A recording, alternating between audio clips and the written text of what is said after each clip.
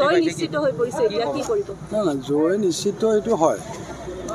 আমি এই কথাটো অনুভৱ আগৰ পৰাই কৰি আছোঁ যে আমাৰ মিত্ৰজোঁটে ইয়াত আমি জয়ী হ'বলৈ সক্ষম হ'ম কিন্তু কথাটো হৈছে আমি ধৰ্মীয় সংখ্যালঘু সম্প্ৰদায়ৰ ভোট আমি যিটো হাৰত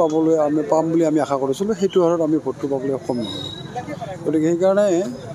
এতিয়াও আমি তাৰমানে কিমান ভোটৰ ব্যৱধানত জয়ী হ'ম নহ'ম এই কথাটো আজি যোনটো এই মুহূৰ্তত আমি কোৱাৰ অলপ কিছু অসুবিধা হৈছে কাৰণ মাইনৰিটি ভোটৰ কিছুমান এলেকাবিলাকৰ কিছুমান এলেকাত আমি মাইনৰিটি ভোট পাবলৈ সক্ষম হৈছোঁ কিছু এলেকাত একেবাৰে মাইনৰিটি ভোট আমি পোৱা নাই গতিকে দেখা যাওক কি হয় বস্তুটো পৰৱৰ্তী পৰ্যায়ত নিশ্চয় গম পোৱা ছাৰ ইমান বছৰ বিধানসভাত এইবাৰ লোকসভালৈ কি পৰিকল্পনা কি আপোনাৰ পৰিকল্পনা মোৰ একো নাই বস্তুটো মই ৰাজ্যৰ প্ৰতিনিধি হিচাপে ইমান বছৰ 38 বছৰ মই বঙাইগাঁও সমষ্টি সেৱা পৰা আহিছোঁ এতিয়া যিহেতু মই লোকসভা সমষ্টিলৈকে আহিলোঁ গতিকে মই নিশ্চিতভাৱে বৰপেটা লোকসভা সমষ্টিৰ জনসাধাৰণৰ সেৱা কৰাৰ মোৰ মানসিকতাৰে মই আগবাঢ়িছোঁ আৰু মই ভগৱানৰ ওচৰত মই প্ৰাৰ্থনা জনাইছোঁ যাতে মোক তাৰমানে বৰপেটা লোকসভা সমষ্টিবাসী ৰাইজক সেৱা আগবঢ়াবৰ কাৰণে ভগৱানে মোক আশীৰ্বাদ কৰে তাকে মই এই মুহূৰ্তত মই কামনা কৰিছোঁ বিজয় উৎসৱৰ প্ৰস্তুতি আমাৰ এতিয়ালৈকে একো নাই ছাৰ NDA আৰু NDA এলায়েন্স প্ৰায় সমান অগ্ৰগতি লাভ কৰি আছে এইটো দেখা যায় এইটো বস্তুটো এইটো আচলতে এতিয়া সংকট কোনোপধ্যেই নাহে সংকট গভৰ্ণমেণ্ট NDA গভৰ্ণমেণ্টে হ'ব কিন্তু কথাটো হৈছে কি এতিয়া আচলতে টু আৰ্লি হ'ব এতিয়া কথাটো এতিয়া মন্তব্য দিয়াটো কাৰণ এতিয়া এইটো ট্ৰেণ্ডহে আৰম্ভ হৈছে গতিকে এতিয়া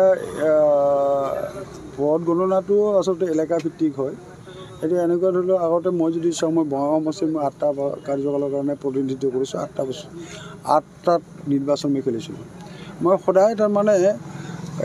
যেতিয়া নিৰ্বাচনৰ ভোট গণনা হয় মই প্ৰথম আৰু দ্বিতীয় ৰাউণ্ডত মই সদায় হাৰিয়ে থাকোঁ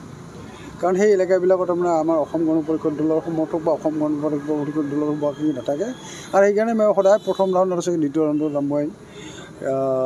পৰাজয় বৰণ কৰিবলৈ হয় এইবাৰ আপোনালোকে যদি প্ৰথম ৰাউণ্ডটোৰ যদি ফলাফলটো চায় দেখিবলৈ পাব অলপ তাৰমানে যদি সেই প্ৰথম ৰাউণ্ডৰ পৰাই যদি প্ৰথম ৰাউণ্ডৰ ৰেজাল্টটোকে যদি বিশ্লেষণ কৰে ডেফিনেটলি যে বঙাইগাঁও সমষ্টিত তাৰমানে তুমুল প্ৰতিনিধিত্ব হ'ব বুলি ক'ব কিন্তু তাৰ পিছৰ পৰাই দেখা গৈছে যে তাৰমানে ক্ৰমাগতভাৱে আমাৰ অগ্ৰগতি বৃদ্ধি পাই আহি আছে গতিকে এইটো হয়ে কিন্তু এতিয়া দেখা যাওক কি হ'ব আগৰ দৰে সাধাৰণ জনতাই আপোনাক লগ পাব ডেফিনেটলি লগ পাব মই আগৰ দৰে জনতাই